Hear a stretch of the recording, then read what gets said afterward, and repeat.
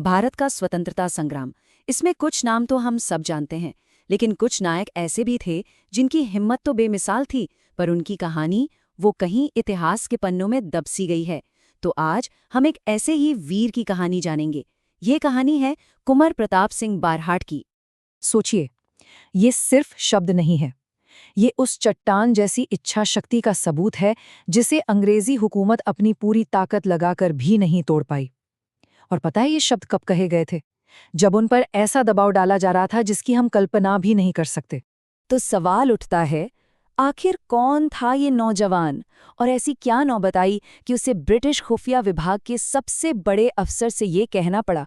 चलिए इसी सवाल का जवाब ढूंढते हैं और उतरते हैं उस वीर की कहानी में जिसने अपनी पूरी जवानी देश के नाम कर दी। तो चलिए शुरू करते हैं। पहला पड़ाव, एक क्रांतिकारी का वंश। देखिए, प्रताप के लिए क्रांतिकारी बनना कोई इत्तेफाक नहीं था। ये रास्ता तो समझिए उनके जन्म के साथ ही तय हो गया था। क्रांति तो उनकी रगों में दौड़ रही थी। उनका जन्म हुआ था शाहपुरा के मशहूर बाराहट परिवार में। और ये कोई आम परिवार नहीं था। ये एक ऐसा खानदान था जिसने भारत की आज़ादी को ही अपने जीने का मकसद बना लिया था। उनकी देशभक्ति के चर्चे दूर दूर तक थे। और सबसे दिलचस्प बात क्या है, ये सिर्फ अकेले प्रताप की कहानी नहीं है, ये तो पूरे परिवार के बलिदान की दास्तां है। उनके पिता ठाकुर केसरी सिंह बारहट, उनके चाचा ठाकुर जोरावर सिंह बारहट, सब के सब बड़े क्रांतिकारी थे।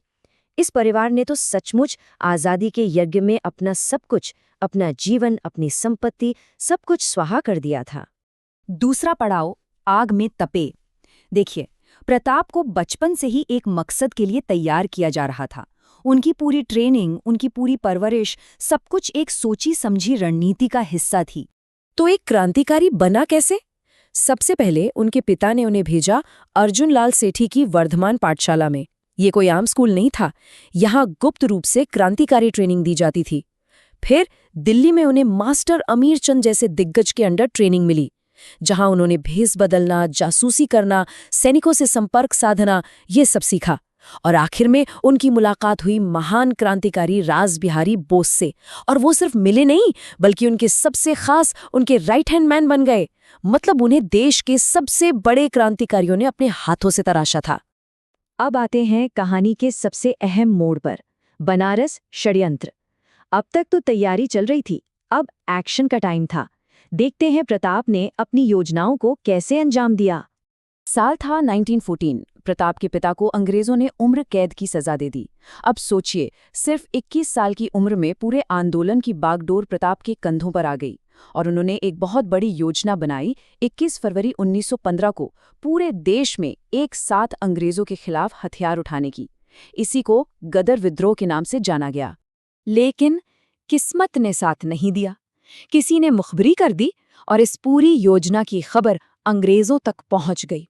और फिर क्या था, विद्रोह शुरू होने से पहले ही उसे बेरहमी से कुचल दिया गया।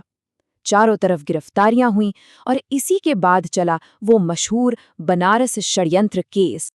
अगला पड़ाव, स्टेशन पर विश्वासघात। अब प्लान तो फेल हो गया, तो प्रताप को फरार होना पड़ा। लेकिन उनकी गिरफ्तारी की कहानी वो किसी फिल्मी कहानी से कम नहीं है। इसमें धोखा है, विश्वासघात है।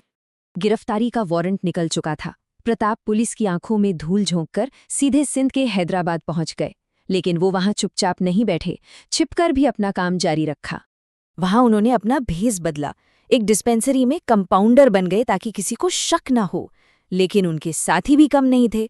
उन्होंने आखिरकार प्रताप को ढूंढ निकाला और उनसे वापस राजस्थान आकर आंदोलन की कमान संभालने को कहा। तो प्रताप वापस राजस्थान के लिए निकल पड़े। उन्हें जोधपुर के पास आशानाड़ा स्टेशन पर अपने कॉन्टैक्ट से मिलना था। सब कुछ प्लान के मुताबिक था, लेकिन जिस स्टेशन मास्टर पर उन्हें भरोसा था वो पुलिस का मुखबिर बन चुका था। और बस वहीं पर उन्हें सबसे बड़ा धोखा मिला और उन्हें गिरफ्तार कर लिया गया। और अब कहानी पहुंचती है अपने क्लाइमैक्स पर, एक माँ के आंसू। गिरफ्तारी के बाद मुकदमा तो चला, लेकिन असली इम्तिहान तो अब शुरू होने वाला था। पूछताछ का वो क्रूर दौर जिसने प्रताप सिंह बारहट को हमेशा के लिए इतिहास में अमर कर दिया। तो बनारस षड्यंत्र केस का फैसला आया। प्रताप को 5 साल की सख्त कैद की सजा सुनाई गई और उन्हें भेज दिया गया बरेली की सेंट्रल जेल में। अब अंग्रेज सरकार ये बात बहुत अच्छे से जानती थी कि प्रताप कोई मामूली कैदी नहीं है, वो राज बिहारी बोस के सबसे खास राजदार हैं।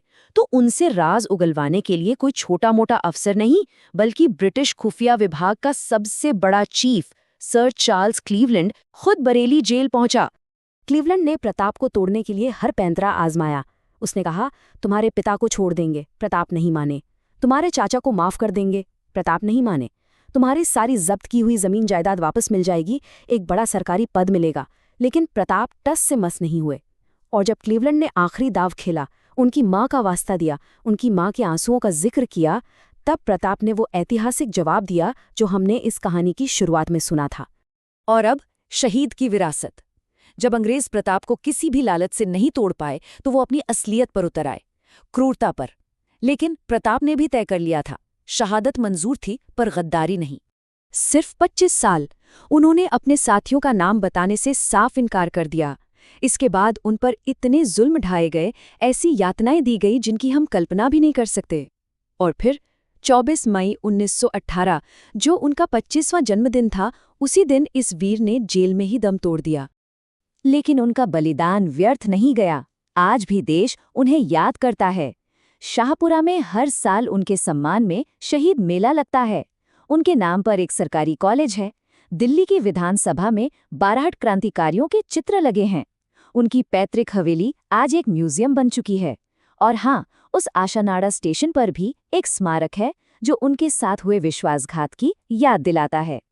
तो आखिर में एक सवाल, एक ऐसा संघर्ष जिसमें लाखों लोग शामिल हों, उसमें एक अकेले इंसान के अटूट विश्वास का, उसके एक बलिदान का क्या वजन होता है? प्रताप सिंह बारहट की कहानी शायद इसी सवाल का जवाब है। शायद यही वो नींव का पत्थर है जिस पर आज़ादी जैसी बड़ी इमारतें खड़ी होती हैं।